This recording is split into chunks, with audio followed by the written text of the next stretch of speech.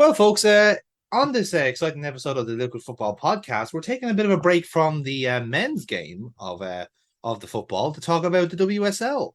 And indeed, at time of recording, this weekend it is officially starting off. Now we had every intention of talking about this last time, Neil, but time got the best of us, and as it turns out, circumstances got the best of us because the WSL was pushed back a week. Hmm. We won't go into the reasons why, but I think if you've read a newspaper in the last 7 days, I think you'll have a good idea, a good notion as to why that was the case. But The reasons were either way, incredibly stupid. exactly. Also that too, yes. And if you do have a particularly big rock, then maybe you should stay under it because at that point you're just a snail. So best not to watch the football at all. But in any case, we'll talk about the WSL because as I said, it's as is often the case, a very competitive league. A lot of surprises as well, particularly in the mid table. But um, but in terms of actually previewing what we think is going to happen, Neil, as a reminder to people who may have missed out last year, obviously Chelsea and Arsenal fought to the death in a what was a pretty competitive league again between the two of them until essentially Chelsea did win out from really kind of superior firepower, but also essentially the matter of just one loss by Arsenal, which I think is was quite telling. Yeah. Um, like you could probably make the argument that Arsenal were probably the better team over the season, but they just drew too many games. They lost a particularly bad game against Birmingham, and that was kind of the telltale sign of their season, really. Just like that little bit of polish missing from the team almost. Whereas Chelsea kind of had that pedigree of being champions already. So I think there was kind of the mythos already established. But they did but Arsenal did put Chelsea all the way. Like that'd be a fair assessment, wouldn't it? Yeah, well, Especially we finished only a point off of them. So when you consider that the previous season before that, we were 9 points off and then third. yeah. So, the line is going up. Um, but I think what's more encouraging is that under Ideville, we're starting to take points more off Chelsea Mm. and City, whereas previously we'd actually been struggling against them. Um, so yeah, like the sights are high, and Yes. Arsenal really, really should be expecting to, win this. I mean, the summer wasn't as active as many people would like. The squad's still kind of thin. We've added a backup goalkeeper in Marquise, Mm. Lena Hurtig as well, the Swedish forward. She's really interested in seeing what she can do. We have signed another player who was immediately loaned out to Everton. But I think the most important thing is that we managed to hold on to Miedema, Mm. considering that Barcelona and PSG were going in hard for her, like heavy. Um, yeah, and there's been a lot of dead wood cut off the team. If you can consider players like Nikita Paris and Tobin Heath, Yes. dead wood. Um, but no, like they're going for it, and yeah, Mm. like they really squad depth is an issue, but I think we've got the right manager and the right team to really, really fucking do it. I think you know Mm. anything less than like a win, a league win or a major cup win. I think if we missed out on the league but won, say, Champions League, I think we would be like, yeah, you know what, I'll take that. Mm. But like that's kind of the level that we're expecting at this season. You know, Yeah. got to Well, win. let's talk about that then. So if we were to kind of like the best way to preview it is a quite a small league. It's a very competitive league. So I suppose the best way to do it is to kind of talk about the clubs individually, how we think they're going to get on. So we'll start off with Arsenal, seeing that we are as it were, as a proverbial expert in Arsenal.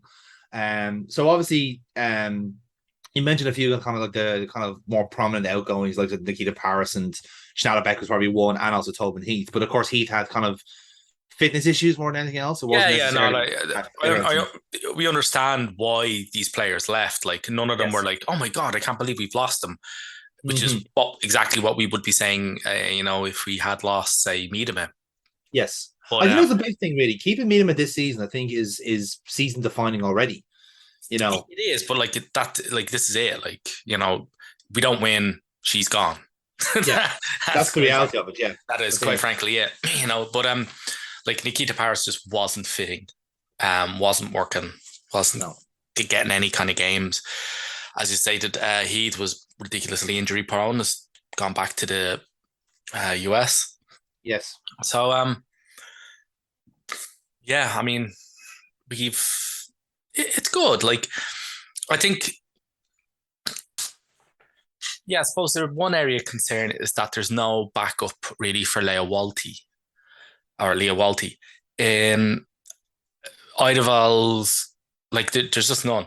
Like Idaval's traditional two replacements for her have been either playing Manham or Williamson in those roles, and neither are a natural fit. And taking Williamson in particular out of the defensive line, out of the back line, greatly weakens it. Yeah. So, um, yeah, it's promising, but it's hard, Mm. it's really hard to predict. But yeah, like they've got to go for it. Like Yeah. Like, the alternative is just like if they have a slump season now, like that'll be a disaster. But yes. I don't think that's going to happen. But yeah, it's just we've got a great squad, lacking depth in one or two areas, but hopefully, we can soldier on through. Hopefully, keep fingers and toes crossed.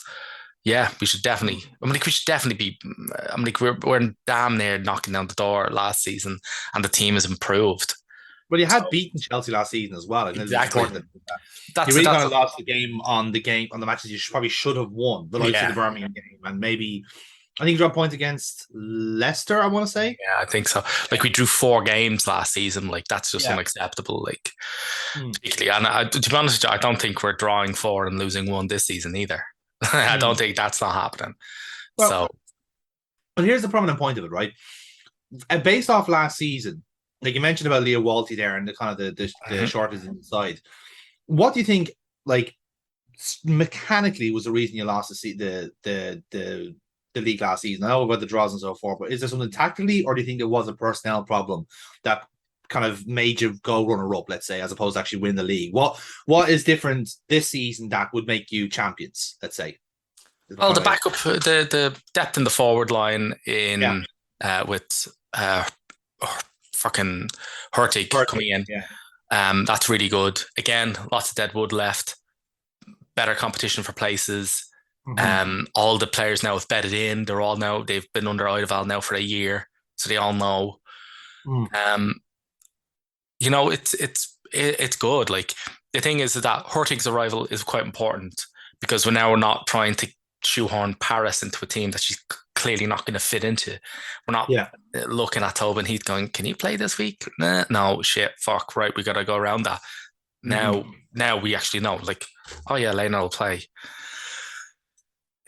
Yeah, we got to go for it, and I reckon we really will. I Okay. mean, and also like there's also backroom stuff as well. So we've added a new lead analyst to this Mm-hmm. team. So we've got backroom team, brand new strength and conditioning personnel, all in. I mean, yeah, you want to buy in players in particular when you've got not as much squad depth as Arsenal do, but Mm-hmm. there's a lot to be said for consistency, keeping the core together and building around them. Yeah. Um, and that if many times that's actually even more important than buying in new players is keeping the players you do have. And we've improved. Yeah, we really have to go for it. Like, and I really think we will. Yeah. So if we're let's form a kind of the league, almost like a predicted league in that sense. So shall we commit to an Arsenal beating Chelsea this season then? Do you think Yeah, that's it? oh, absolutely. Yeah. That's the thing. I mentioned that at the beginning. Like under Idaval, we're winning our games. I think we took 8 points off City and Chelsea last season. You know, Yes, that's true, yeah. whereas traditionally we just wouldn't have. It just wouldn't have That happened. just would not have happened. But now we're doing that. Now we're putting it up. Now we're Okay. fronted. Now it's Go for it, yeah. going good. So yeah, All no, right. I'd be happy enough going. Yeah, you know what? Fuck it. I reckon we'll win it this season. Very well. Let's move on then. So like, we'll talk about some other teams then. So in the meantime, so next, if we're going alphabetically, you'd probably start off with say Aston Villa. So, again, they were kind of flirting with relegation for some time, but I think probably the fact that he had Carla Ward as their manager kind of saved him in the end because I know there Yeah. was a lot of drama between her and Birmingham City for some time, and well, we all know what happened to Birmingham City in the end. But but either way, like I suppose like the one kind of surprising thing about Villa and kind of was very newsworthy, especially with the Euros, was signing Rachel Daly from Houston Dash, which it's a very interesting one considering that she did it for kind of very personal reasons, but the fact that she signed for Villa, a what you'd call a mid table team in the WSL rather than somewhere higher, I think is an interesting call. But Ooh, I yeah, think middle certainly middle lower team, definitely. I middle mean, lower table, yeah, they lost and 13, they lost 13 games last season, you know. mm, So that's just like yeah. But I think it was interesting in the sense where obviously she can be used in one or two different positions. Like you could have her play left back or you can have her play as a forward. She's very versatile in that sense. mhm. But you have to see the actual appointments from Villa have been quite good. Like they've had to release a lot of players, as is often the case in the in women's football. But they brought in decent kind of recruitments. Like they brought in Dolly from Everton. They brought in a lot of loan deals actually. So Anna Patton from Arsenal, you recall. Mhm. A few signs from Everton actually. Turner as well, the former captain of Everton actually, and Kenta Daly and Hansen from Man United. So they've signed a good number of players, and they all seem very decent recruitments. But really, the kind of question is like, is that something that kind of essentially is to keep a Villa in the league? And really, when you kind of look around, surely those are players that will kind of get them comfortably in mid-table still. Oh yeah, absolutely. I think Villa look into good shape, you know. Uh-huh. They're not going to be ripping up trees or like I upsetting think they need to the be apple safe, cart, just essentially. Yeah. upsetting the top three apple cart Mm. anytime soon. But they'll finish hard in ninth, which is what Yeah. they did last time. You know, what they won about 6 games last season. Yeah. So they're going to do better than that. Yeah, they had to let go a lot, but my God, they brought in like Good some amount players. of experience, like in Dali in particular. Like Mm. she's really fucking experienced. Again, Daly can play. I don't think Daly will play as a left back. I know she's deployed there Yeah. for England. Particularly when they won the Euros, she was the left back. But no, I think they'll follow the Houston way and Yeah. deploy her in the front line. That's a smart choice to be honest because I think she could become a real focal point for that team. Like in a way, like she kind of a left back would be kind of wasted. Mm-hmm. Not in the sense where like if when McKay plays left back, she marauds. She's an overlapper. It's not that. It's not the same thing. But at least like when Villa, Villa and Arsenal don't have the same front lines, kind of way. So Yeah. you have to use the players to your advantage. So if we were to give her position to Villa, where would you put her? Because I was thinking maybe eighth, perhaps. I was literally about to say eighth there. Yeah, I'd Oh, say okay. eighth. I know Yeah. when you say, oh, they definitely won't finish ninth this season. When do you think they'll finish eighth? I know that sounds like a bit of a backhanded compliment, but yeah, they've Yeah. got like they've brought in a load of loans. Yeah. Um, they've lost some, like they've had loans. I mean, like they played really well with Jill Scott for the season. She's come back to City. Mhm. So I think the team needs time to build. This is only their third season, having come up back from the championship. Yeah. Um, I think more so that you'll really see this team click when Remy Allen comes back from wrecking her knee ligaments. Definitely. Definitely. He Yeah. can't come back soon enough. Um, but yeah, they won't relegate. They won't struggle for relegation. I think they'll improve on that. Yeah, eighth. Go with eighth. Yeah. Okay then. So in terms of we move on to Brighton then, who again much like the men's team are a very well run club, with good coaching and good facilities and all that sort of stuff.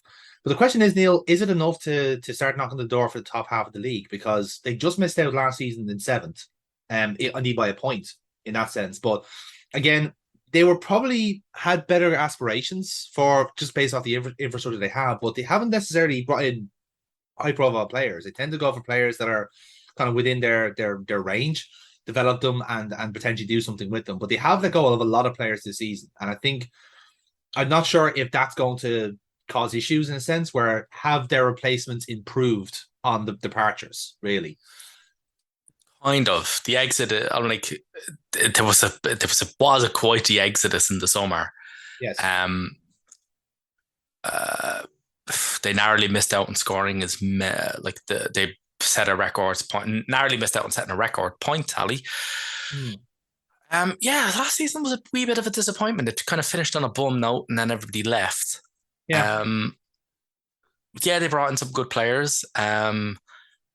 Rebecca Stott arriving back will probably be the story of the season, having been Yes. gone into remission after stage 3 Was it lymphoma? Yeah, it's fucking Lymphoma, yeah. yeah. Yeah, I think so, yeah. Holy fuck! Like, so she's back. That's going to be emotional. Mm, Um, and Jesus, you can't really like. There's uh, playing on an emotional high always gives you a bit of a jolt. Um, yeah. yeah, I don't know. I think it's going to be a fucking challenge for them to finish. They want to finish top table. Yeah. Top of the I table. don't know if they could though. I don't think this team. Wait, yeah, I think they needed a bit more experience. Like I know they brought in the likes of Turland, who was playing the Euros, and Georgia Fox coming in from Chelsea is a good signing. Good ceiling on that player. But I think it's enough just to hold position more than anything else. I don't think it's necessary to take strides because again they have lost central parts of their team and a lot of them in defense as well. So I'm Yeah, wondering, yeah. you have to reset that defense a bit and then go again. That's And it. that's I mean, I think they probably won't finish higher than seventh. I think, yeah, I'll stick them in seventh I go six and because, seven again. yeah, I'll think they'll just, when you lose as much as they have, Mm, yeah, they're bringing through some great talent, not just on the loans or from the transfer market, but through their own academy there. yeah, Players like Libby Bant, and they're going to be looking to break into the main team this season. yeah. And Brighton are a fantastic club for the women's team. Like they've got a real strong commitment to their women's side. Mm, They've just opened up an elite performance center, like a multi-million pound fucking facility. Like it's seriously state of the art. mm. Um, what was the strategy they did? Something like what was a path to the top four, a road to the top four, something like that. Um, Yeah, which basically means we're going to develop an elite team, and that's inside of the next 2 years. So yeah. I think unfortunately they're a club in transition, somewhat of a transition. Mm. And I don't think they'll get higher than seventh. But to be honest with you, like when we come back to this, like this next season or maybe the season after, I reckon I'll be I reckon we'll be a lot more optimistic about Brighton because Yeah, that team's it's going places. It's just everybody else has strengthened so much around them. Uh, yeah, yeah. That's a one way of looking at it, I think, because the aspect the thing about Brighton is yes, they do have the infrastructure, they do have the capacity, I think is a good way of using it. They have the high ceiling. I think it is, as you said there, everyone's just kind of stocked up on players now. And essentially when other teams have changed around them, then they might kind of fly someone else. I think it's more important for them this year to actually stay where they are and not lose any league position. So if they stick seventh, I think that's still a good season for them. Especially considering the departures you've had. Next up on our list then is Chelsea. So again, we discussed them in terms of the title chase today, and obviously Neil, we're assuming it'll be a second place finish for Chelsea then if we're going for an Arsenal league win. So, but I suppose again, I think this is really a pick 'em because this Chelsea team is still immense and still has some of the best players in the world in them. And I think adding in Kadisha Buchanan from Leon on a free deal is a nice way of stocking up on the superstars, really. not even Um, that. Jesus Christ! Like when you look at yeah. who they fucking brought in, holy shit! I mean, like when Chelsea, the thing about the WSL teams, like when they went to the European stage, like all of their weaknesses got shown up. And Yeah. fuck me if Chelsea gone to some lengths to resolve those weaknesses. Um, Mm. so yeah, you mentioned Khadija Buchanan. They've got Yves Perisset from France, Katarina Spitkova, fucking huge amount. Like Yeah. uh, Kankovic, Ritin Kanarid. I'm definitely mispronouncing that. Yeah, I'm very intrigued by her because she's like I said, she's supposed to be a very fucking hotshot winger. Like it'll be Yeah, intriguing to see big how it fucking goes. Like, Swedish powerhouse kind of a player. yeah. Now, you think the thing is that team's going to take time to gel. They've brought in quite a lot of like unbelievable quality, but like Yeah. that's nearly half a team there. Um, and I do very much subscribe to the Stilberto philosophy of Emma Hayes is not a good coach. Emma Hayes is not a great coach. She just coaches great teams.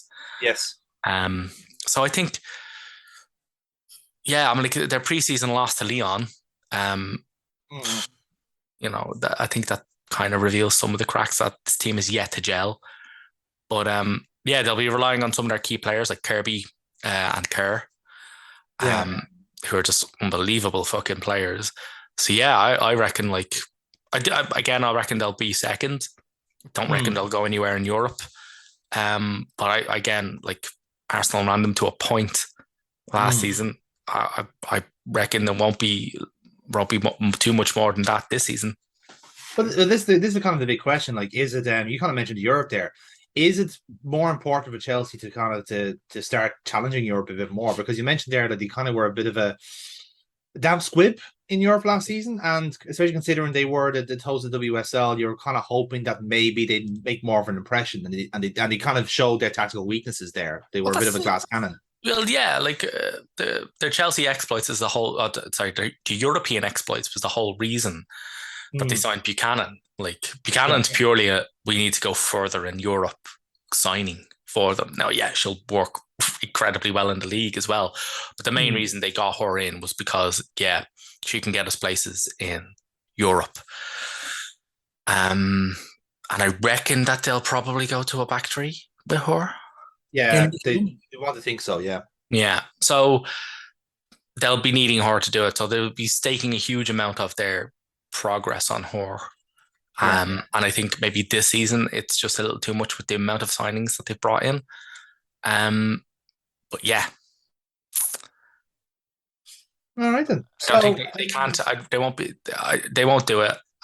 They can't count on Birmingham to do us again. they're gone now. So Yes, or somebody Birmingham like. Birmingham-esque. Yeah, Yeah. Birmingham-esque. Well, let's move on then to our next club then, which is Everton. And again, you're talking about exoduses, Neil. I think the Everton exodus has got you covered there because out goes Runner's daughter, out goes Govan, out goes Emsley. A lot of players going to WSL rivals. I mean, we mentioned Kenza Dali as well. Like this, it was a series on the players going there at the door from Everton, and not to say that they had a heyday in the WSL, but they certainly had a team capable of climbing the league, and it just didn't really happen for them in the end. Like there was a season or two where they were ranking above Liverpool, and that obviously the relegation to the championship didn't help there. But ultimately, that's all really as far as they went, because then a lot of stuff like kind of chaos back away from the pitch, I think caused a lot of trouble on the pitch, if that makes sense. And then of course selling a lot of their kind of key players to bigger clubs, I think kind of didn't help matters in that sense. I just kind of see this Everton team tumbling down the league a little bit, to be honest. I know they didn't finish or end particularly well last season. They finished 10th. I'm thinking to myself, is that kind of where they're looking at? Is that their ceiling, or can they go work? Can they get any further down? Yeah, I reckon they won't go higher than 10th. Mm. Um, yes, it was utter chaos in the back room last season. Four Um, managers, I think it wasn't it? Was three. it? I mean, Yeah. they got rid of Kirk after Yeah. 5 games. When they lost successive games to City, Chelsea, and Arsenal. So they Yes. sacked him after 5. Then they appointed Vasseur. He was only there Mm. for 3 months. Then they got in the assistant. Then they just left it to Chris Roberts. Yeah. He steadied the ship for the relegation fight. And now they've Mm. gotten in Sorensen. Yes. He was doing what So every Danish coach does and signed Danish players. This is what they do. yeah, well, he was given the time to mold the squad, which is something that none of his predecessors were actually given. But they still Yes. have lost a huge amount. Their entire attacking core just fucked off. Yeah. Like, but he's gotten in Katja Snowish. I'm definitely mispronouncing that. Um, so and Vehe from Rosengard, definitely That's a good signing. mispronouncing that.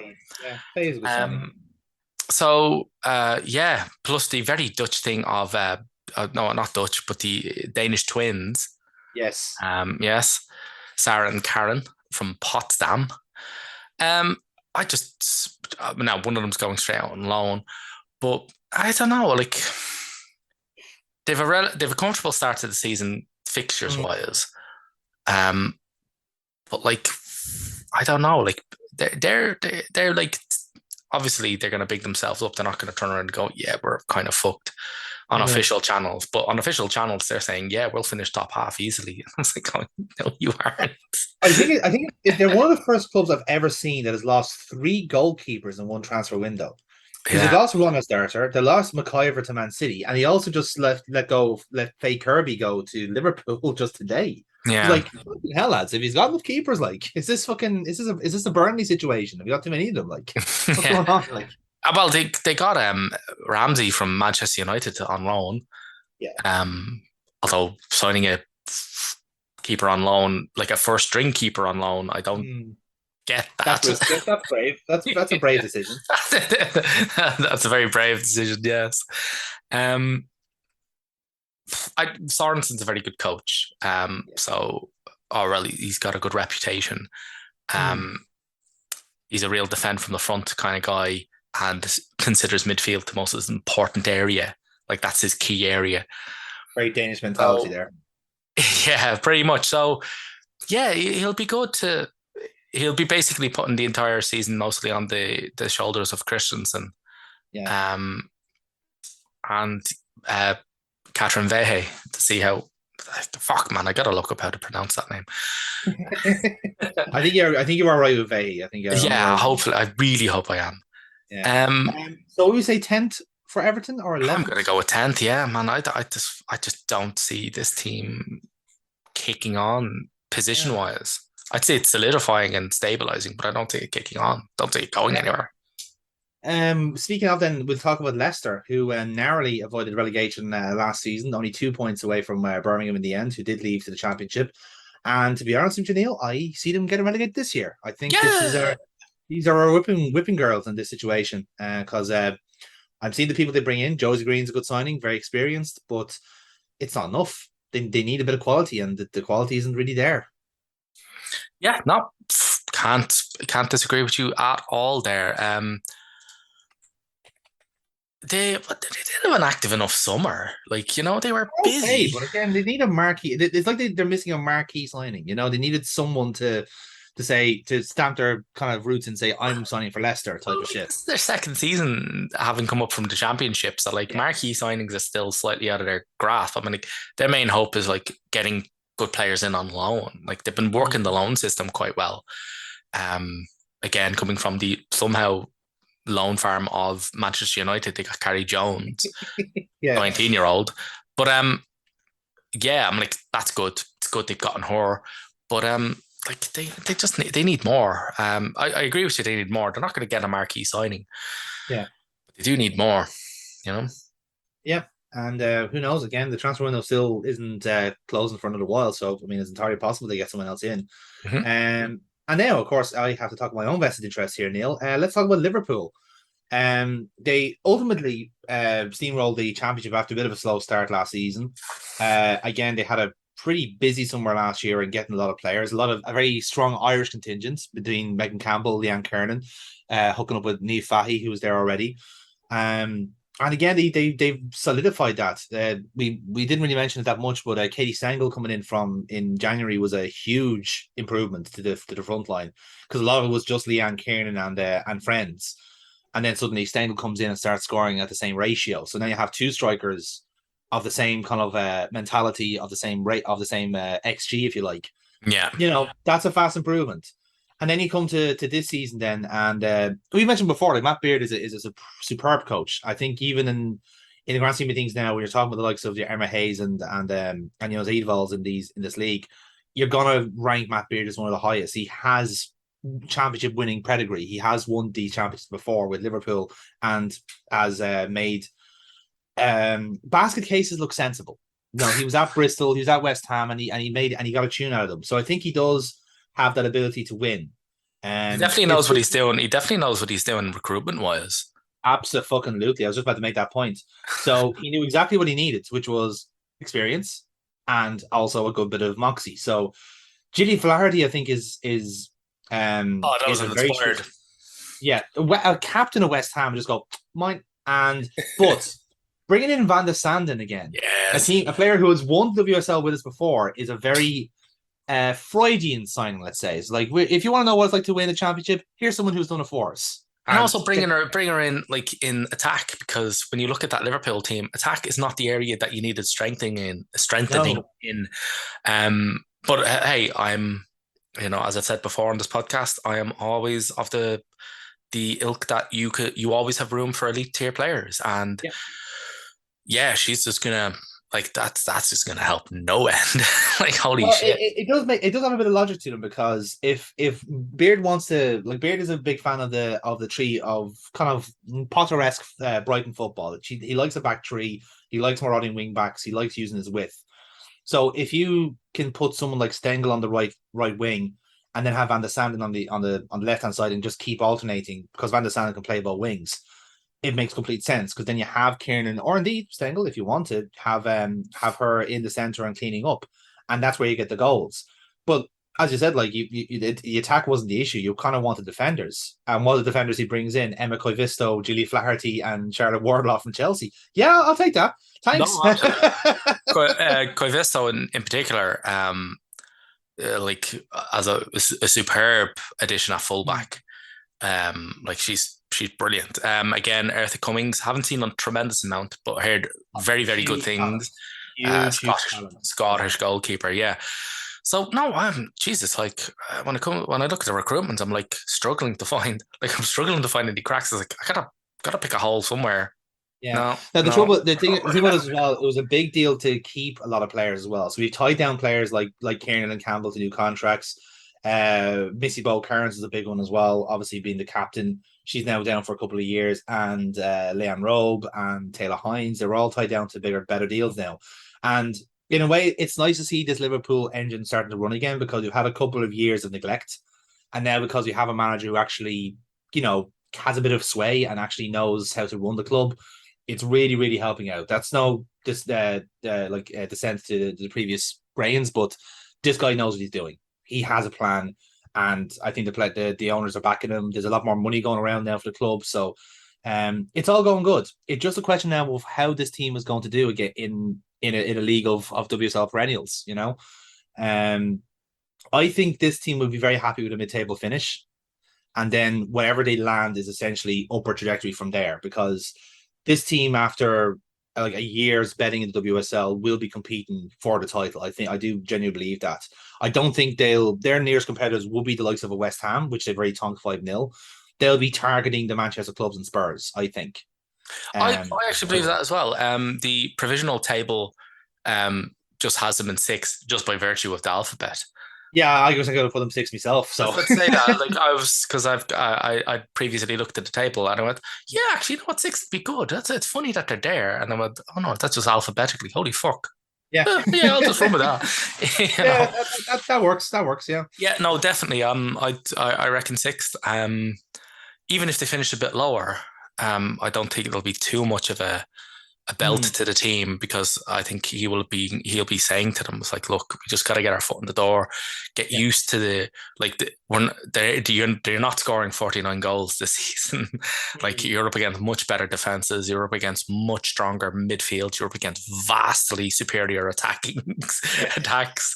Um, it's just need to keep our head above water, really like not shy away, but not be fucking stupid. Exactly. Yeah. But just we need to adjust to a much higher standard of quality. Mm, And then next season we can really kick on. That's yeah. I reckon that's what he'll be saying to his team. That's why he's tied them all down for so long. You know, Yeah, that's it. Like, yeah, doesn't it's, want it's them all just fecking off next season. You know, yeah, exactly, yeah. So yeah, I think six is a fair shout then. Moving on then. So this is the part of the table that intrigues me, Neil. The two Manchester clubs, right? Man City and Man United. We'll start with City first. yeah. A lot of massive departures. The core of the team is gone. Like Kira Walsh, the Barcelona, the most expensive women's player now officially at £400,000 to Barcelona. Ellen White and Karen Bardsley retired. Bronze going to Barcelona. Caroline Weir going to Real Madrid. And away And to Munich. yeah, and Georgia Stanaway to Munich. Like that is the full spine and core, and they're all their best players gone. And I'm thinking like, where does this team land? And even then, the players they brought in are really really good. Like Mary Fowler coming in again, we know of her from Irish connection, but she has declared for Australia. Then a lot of like fantastic players from the Spanish league in Castellanos, Alexandri, Wahabi, great replacements. But the question I asked Neil, is it enough for City to keep position? Well, they'll keep position that they finished in last season, which is third. Okay, all That's right. where I've got them. I'm open to dissent on that one. You see, this is where I'm discussing because I Ooh. think if I look at Man United, comparatively, I think they have gotten some decent players in Letitia and Tunkara and so forth. And Rachel Williams actually is a very understated one too. But I think the reason actively, I think they are actually the ones that really benefit the most from the Euro win. When you look at their players like Earps and Russo and so forth, because those players are now really going to kick on this season. There's going to be a microscope on them in particular. Now, my one caveat to this is the news that came out today was Jackie Groening leaving for PSG. That was a bit of a shock, I'll be honest. Yes. And I think that does leave a massive hole in their midfield.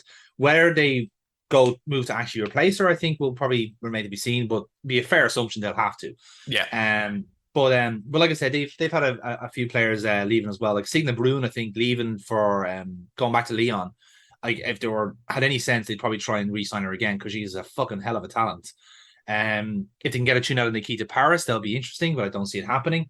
I think, like I said, they're going to be all in on the stars from the Euros, the likes of Russo and the likes of Earps. That's where this team is being built.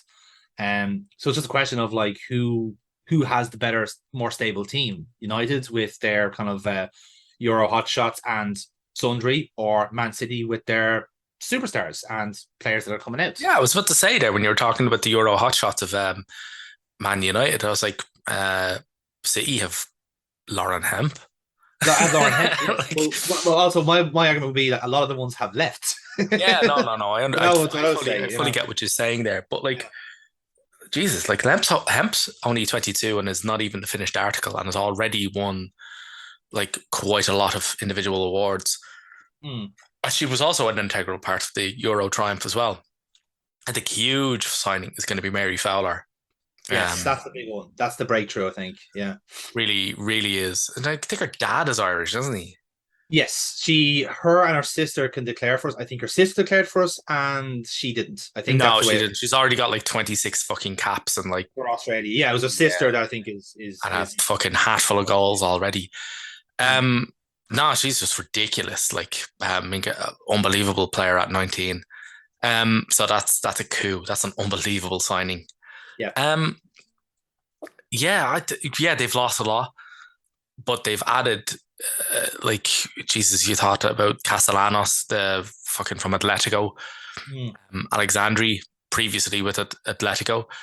I just I see the new ones coming in, sticking with them and staying, like keeping them where they are. I don't see Yeah. them slipping. Okay. They've still got a great team there. Um, they'll probably Roebuck's back. You know, That's true, actually. Yeah, I Roberts back think from. a lot of their previous season was derailed because she spent the first half of it injured. Yeah. Um, so yeah, I think like I suppose maybe yeah. I mean, like it depends. I don't.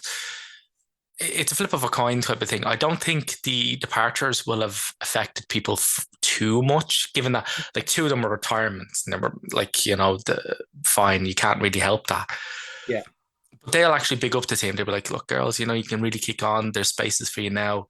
Mm. City still have a really great team, and Yeah. they've kept a lot of it together. And again, like when you're deploying players like Lauren Hemp, Mm. and I've no doubt in my mind that Mary Fowler's going to rip up trees. Yeah. Really seriously going to fucking rip shit up. Well, Um, then we'll keep it the way it is. Then we'll have City third and United fourth. well, And I yeah, think yeah, but like if you, I'm open to arguments. Like yeah, like no, if you, I think you're reasonable. Well, like yeah, I think we'll go with that. Yeah. it's just I think. Yeah, I think Manchester United will be gunning for more to try and finish in the European spot. Yeah. Because they were pipped to that by City Mm. last season. I think it's going to be a good fight. Yeah. It's going to be a good fight. I just don't think City. I don't think United have it. Yeah. Um, That's fair. just yet. But then Just again, yes. Yeah. flip a coin and it might not work out that way because I'm like we'll just segue straight into United now, will we? Yes, we will. Yeah. Yeah. Um, Intermittently into the United. Intermittently, a nice little crossfade there. No, but again, United's recruitment has been unbelievable.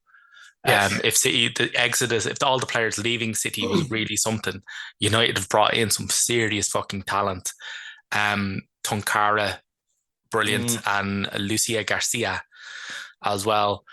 Um, they also ran some mad Canadian, Adriana Adriana Leon from West Leon. Ham. Yeah. Fresh off an Olympic gold. Yeah, I'm like, there's so much experience there, and Rachel Williams as well. They Yes, big brought in one. for quite a lot of experience. So it's probably easily the most exciting team that Skinner has. You mentioned Letizier. Yes, Um, Brilliant, absolutely brilliant. She was a fucking rock at the heart of that Brighton team. yes. And is ridiculously young. What is she, 21, 22? 22, I think she is. Yeah, Ooh, I'll have to look that 22, up. I think. Shit. But she's ridiculously young and has just got the best years, as a defender in particular, just the best years ahead of her. Mm. Um, yeah, they had a good preseason. I think it's set up for them to challenge for third. Don't think they'll quite make it this season. It'll be closer, I think. Oh my I think it'll god, be closer. they're gonna run it so fucking close, and if they do it, I'll be like, yeah, sure, like It's they, plausible. That's what I would say. It's definitely plausible with the team, the players they have. absolutely. Um, well, we'll go with a 10th to fourth for now because I think they can be interchangeable. We'll move on to Reading then, and again, I don't kind of a quiet one for me. I think like again, getting Caldwell in from United is a huge scoop. To be fair, because even from the Irish team alone, Caldwell is playing out of her skin at the moment. So the fact that she's getting, I suppose, a guarantee of regular football at Reading is pretty good. But I think Reading are just going to be happy to hold position, really, aren't they? They had a surprisingly decent season last year. Like they racked up a lot of wins, and that kind of kept them out of danger, really, especially with how bad Everton were in the end and Leicester. So they'd be looking to kind of more or less be better than them in a sense. But I kind of have them finishing in 11th. I don't know about yourself, Neil. Um, like relative to Everton, I think they probably again same we could say about the likes of Brighton or Leicester or someone else. They just needed one or more Caldwell level signings to compete. But I don't think they'd be in danger of relegation. To be fair, I think there is a good difference between them and Leicester. There is a good difference, yeah, but it might. It depends. But you see, when you look at their league finishes for the past 5 seasons, right? Right. So you go back to 2017, 2018, right? Yeah, And going forward to the present day, it's been fourth, fifth, seventh, eighth. I That can sense line's that. going, yeah, that line's going down. Um, Yes. Fantastic. I'm loving the signing of Diane Caldwell, who will give just bags of experience. Yeah. Um, it's fantastic. I'm loving it. They had some players who had quite a good Euros. Apparently their season ticket sales were boosted by fucking like some crazy amount, like nearly Yeah. 400%. Off the back of the Euros win. They've got another fucking unpronounceable surname. Jesus Christ, I need to start learning foreign surnames. Van Hermenet, the Belgian midfielder they've got. Ah, yeah. Justine Van Hermenet. Fuck. Van Jesus. Um, yeah, so she had a decent enough Euros, and she was a good part of that team. I am nervous. I mean, for them, I mean, they're resting a lot on Natasha Dowie, Yeah. the young striker. And I was like, but again, that line is going down. Yeah. I And they think I haven't. think again it's a thing where like you mentioned about Brighton that a lot of their rivals are just improving a bit more than they are, and I think that's the problem with Reading. The rising tide is starting to catch up to them. So I think like 11th is a pessimistic like prediction, but I think it's accurate. Like they do need to get those players in. Like you said, you mentioned Justine Van Havermet, uh, Ah, and fuck you. Van Haver, Matt, some of that. Yeah. And I like just I said, recently had some dental work, so I'm my um, teeth don't allow me to speak Belgian. quite Um, literally, yes. yeah, but even then, like they have a very very good team in themselves. But it's the fact that they do need to get those kind of players in to compete with the likes of like again Liverpool coming in is kind of ruffling feathers because Normally, when you get a team from the championship, they are like a plucky team, but they're not locked into the WSL. They don't stay in a sense. Whereas Leicester, like you can see it in there, they're struggling to keep up. They barely got on just because Birmingham were a complete basket case. Otherwise, they would have been relegated last season. Yeah. So you have to compete on those levels. And I think Redden, like they do know that, they recognize that. They just need to kick on a little bit. But they're playing good football. That is one thing in their advantage. And I think I put them 11th in at the moment, but they'll very likely finish higher than that because I think they overachieve compared to what they have. You Well, know. yeah, they've also in Kelly Chambers, they've got a very good fucking coach. Oh God, yeah, a fantastic coach, yeah. So like, Um, they're in any I words think, about it. yeah, I think the signings that she's made are. Mm. I think she will have made a far more astute and far more in-depth observation, similar to what I've said, which is the line is going down. We need to shake Yes. shit up. Hence Mm. those signings. I don't think she'll do it this season. If they stay up, which I reckon they will, Leicester aren't doing the best. But I reckon they'll finish a lot better than maybe next season. Possibly, possibly. We move on to Spurs then. So again, we only have fifth and ninth available now in this predicted league table. So we move on to Spurs. Where do you think they're finishing, Neil? Because again, a bit of a standard summer for them. They've lost a lot of kind of their experience, really, in a sense. They've lost Rachel Williams, they lost Josie Green, and a couple of other players in between. And they brought in a lot of intriguing players, like blue chip players. That's the best way to put it. So Il Ducey coming in from PSG is perhaps the most interesting one. And very much like someone like Ramona Petzelberger. There's a lot expected of her, as coming in from a free agent. And Drew Spence is perhaps the most experienced of the lot. Is probably at least in terms of WSL, and Ellie Brazil then coming in too. So like Spurs are an interesting one in a sense where I don't think they necessarily have any massive superstars, but they work really well as a team. And ultimately they've been a bit of a surprise every season for me because like when you look at sometimes when you're not as familiar with the WSL as other people are, you look at the team and you're looking at names you recognize and the systems and so forth, and thinking like, they're a bit of average, they might struggle, and then they end up finishing fifth or fourth in some cases. And Spurs are that for me in a sense where like I don't no names really stand out for me immediately off the team, but they work well together, and I think that's sometimes more important in a weird way. And I think that's kind of what they have at the moment in Spurs. They work well as a team, and that kind of gets them out of trouble a good bit, you know. And they have good coaches. That also helps too. They've got Skinner and Jepson there. They've got a good setup, Yeah, and that's sometimes all you need. yeah. It's a good setup, and it's a good setup that's being given time. Yes. To establish a kind of culture, establish a settled squad that don't really need a whole lot of tweaking. They've been given patience, basically. And but yeah, I still think they'll finish fifth.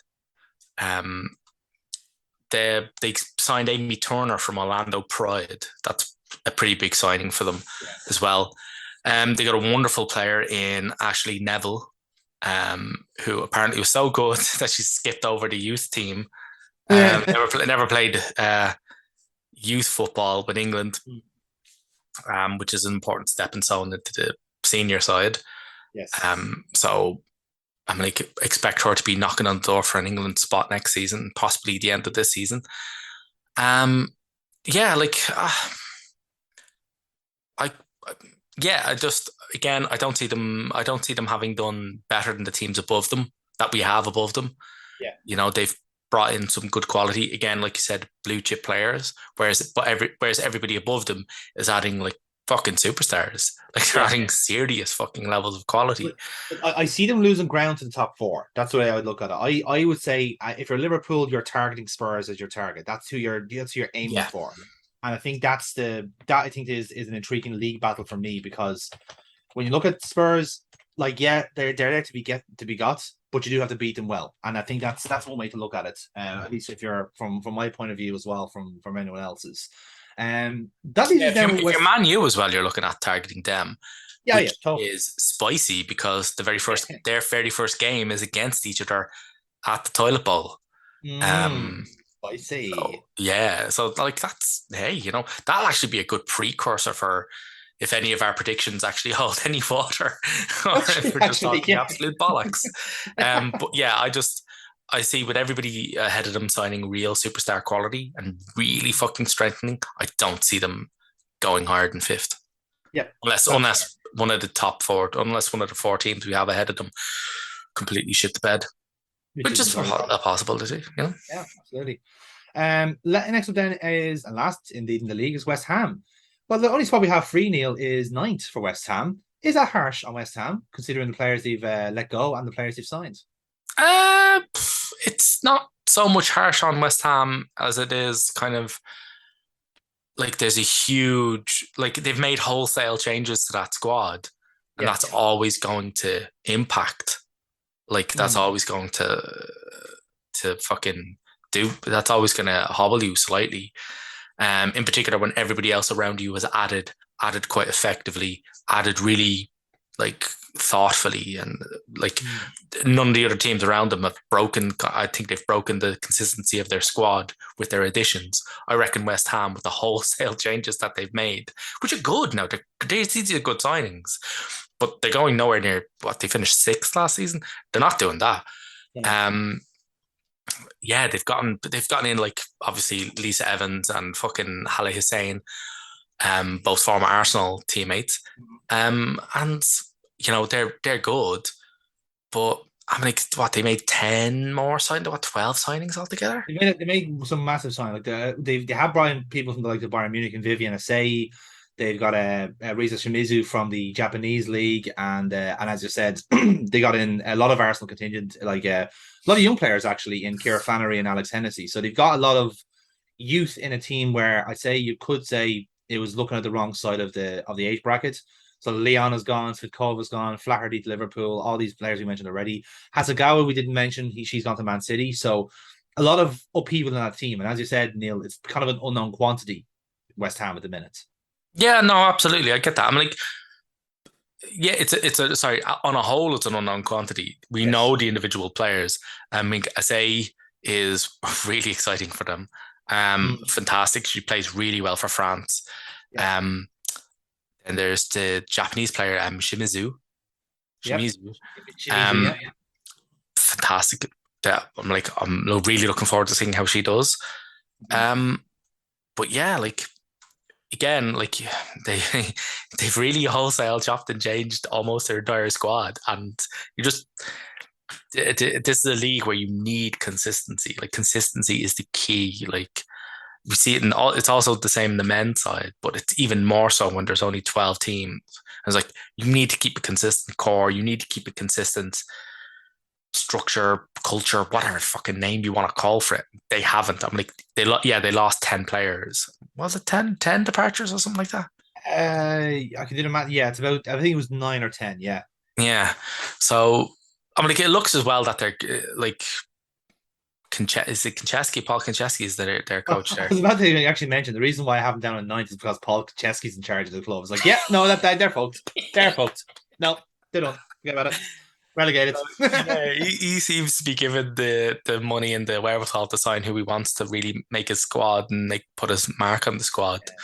And like, look, they're a team in rebuild. It's gonna suffer. So down to ninth. Down I to ninth. mean, wait, that's still actually a really good fucking position for a team that's Like, rebuilding as much as they have. I don't think they're not relegation danger. Like, I think there's only one team getting relegated this season. It's Leicester. I think Yeah. everyone else is fairly safe. That's from my view. So that is our league review. We think Leicester's going down. We think Reading, Everton, from us in ascending order. Leicester 12th, Reading 11th, Everton 10th, West Ham 9th, Villa 8th, Brighton 7th, Liverpool 6th, Spurs 5th, United 4th, City 3rd, Chelsea 2nd, and Arsenal 1st. So the WSL officially on the way, and Arsenal comfortably leading against Brighton. And we shall see how that plays out over the next coming weeks and months. We will check in Yeah. with WSL regularly to see how it's getting on. As we rate now, Arsenal are 3-0. Should be There you four, go. but we've just had a disallowed goal. Well, that's a pity. Eh. At least VAR wasn't there to ruin it. No, just regular humans. God damn it. They're the worst.